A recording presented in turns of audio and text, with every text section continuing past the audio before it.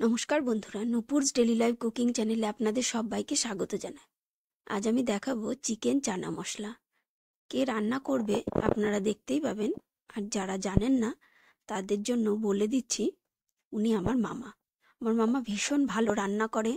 আমাদের বাড়ি যে কোনো অনুষ্ঠান হলেই তাই মামাই রান্না করে। মামা শুধু আমাদের বাড়ি না, যে কোনো অনুষ্ঠান বাড়ি, যেমন জন্মদিন, পিকনিক, বিয়ে বাড়িতেও রান্না করে। মামা চানাগুলোকে ভালো করে ধুয়ে গরম জলে ভিজিয়ে রেখেছিল প্রায় 1 ঘন্টা। ভিজিয়ে রেখে অন্য রান্নাগুলো করে নিচ্ছিল। এখন প্রেসার কুকারে প্রায় 5টা থেকে 6টা সিটি দিয়ে নেবে। চানার সাথে 2-3টে খোসা ছাড়িয়ে আলু দিয়েছে সিদ্ধের জন্য। মামা কড়াইতে তেল দিয়ে ফোড়নে দিয়ে দিয়েছে জিরা আর দিয়ে দিয়েছে তেজপাতা। এখন দিচ্ছে পেঁয়াজ কুচি আর চেরা কাঁচা লঙ্কা। পেঁয়াজ ও লঙ্কা দিয়ে মামা হালকা ভেজে নিচ্ছে। আমার বাড়ি কার্তিক পুজোর খাওয়া দাওয়ায় মামা এই রেসিপিটি তৈরি করেছিল, চিকেন চানা মশলা। কার কার চিকেন চানা মশলা খেতে ভালো লাগে আমাকে কমেন্টে জানাবেন। এটি রুটি, পরোটা, নান, পুরি, লুচি সব কিছুর সাথেই খেতে ভালো লাগে। আপনাদের কিসের সাথে খেতে ভালো লাগে আমাকে কমেন্টে জানাবেন। পেঁয়াজ ও লঙ্কা ভাজা হয়ে গেছে। এখন এর মধ্যে দিয়ে দিচ্ছে টমেটো কুচি।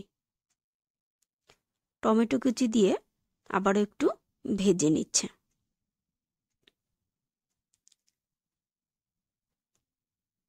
এবার এর মধ্যে দিয়ে দেবে আদা, জিরা ও রসুন বাটা।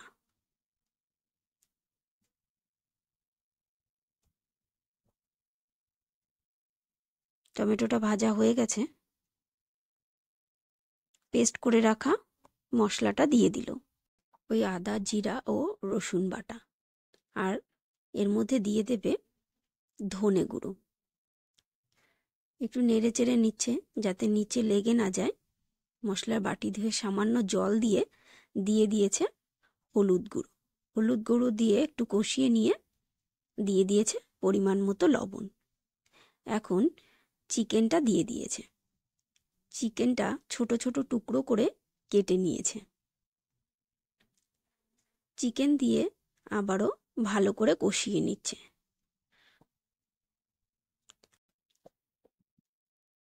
চানার সাথে যে আলুটা সিদ্ধ করেছিল সেটা একটু হাতা দিয়ে ভেঙে নিচ্ছে। আলুটা ঝোলে দিলে ঝোলটা একটু ঘন হবে, তাই আলুটা ভেঙে ঝোলের ভেতরে দেবে। মামা এবার চানাটা, সিদ্ধ করে রাখা চানাটা মশলার মধ্যে ঢেলে দিয়েছে আর ভেঙে রাখা আলুটাও দিয়ে দিয়েছে। এবার সমস্ত কিছু ভালোভাবে মিশিয়ে নিচ্ছে। আমার বাড়ি কার্তিক পুজোর খাওয়া দাওয়ার অনুষ্ঠানে মামা অনেক কিছু রান্না করেছিল, তার মধ্যে এটাও একটি রেসিপি, চিকেন চানা মশলা। মামা সব মিশিয়ে নিয়ে এবার ঢাকা দিয়ে সমস্ত কিছু একবার সিদ্ধ হতে দেবে। ঝোলটা অনেকক্ষণ ফুটে গেছে। এখন মামায়ের মধ্যে দিয়ে দিচ্ছে গরম মশলা। গরম মশলা দিয়ে মামা একটু নেড়ে চেড়ে নিচ্ছে। মামায়ের মধ্যে আলাদা করে কোনো জল দেয়নি, যে জল দিয়ে সিদ্ধ করেছিল সেই জলটাই শুধু দিয়েছে। এবার মামা নামিয়ে নিয়েছে।